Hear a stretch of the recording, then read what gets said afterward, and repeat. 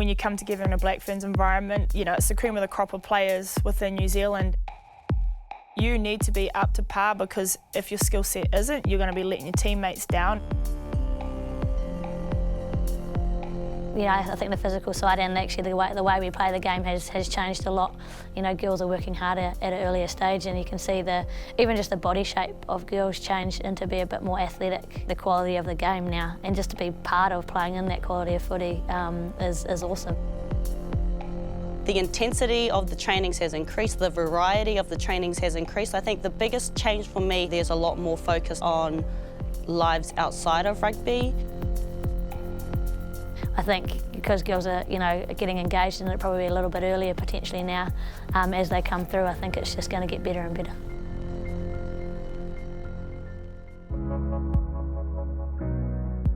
For me, my early rugby days was more about just having fun with my mates. It wasn't until I started high school that I actually started playing rugby properly. You know, I play with the boys. I think the first year you spend chasing around after the coach, not knowing where to go.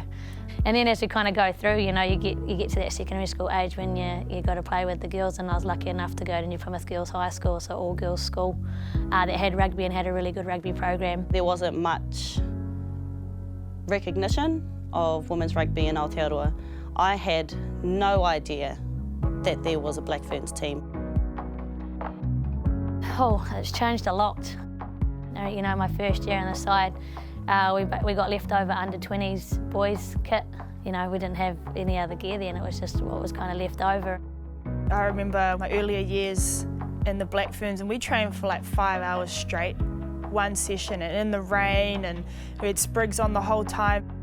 From there we had 2 coaches, a manager and a physio, and then, you know, as we kind of progressed through the years, we started getting video analysts, doctors, media managers, and so it's quite crazy to kind of go through that progression. Because the training loads have increased, we've had to start using the likes of supplements, so after a big gym session especially, or a big session on the field, we've had to replace some of that stuff burnt out with some protein. So normally straight off the field, our management will have prepared some shakes for us, so we make sure we top up on our protein, and we've got to make sure that we look after ourselves, and you know, that may be taking some other supplements to make sure that we're keeping our immune system good and where it needs to be so that we can keep performing at that top level. For us as women, I would say there's a lot more of a holistic approach to training.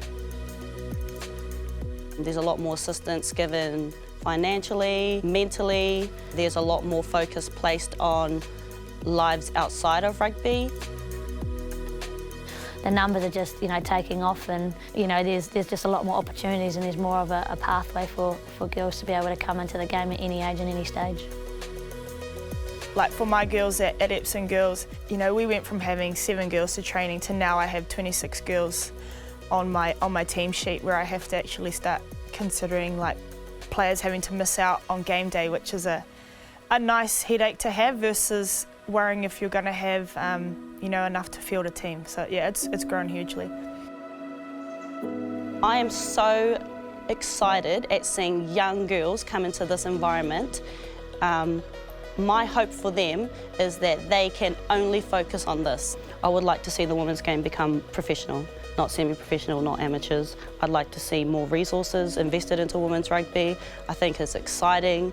I think that there's so many women, there's so many girls in Aotearoa that look up to so many of the players in this team and want to be exactly like them, and there shouldn't be any reason that they can't do this as a job only.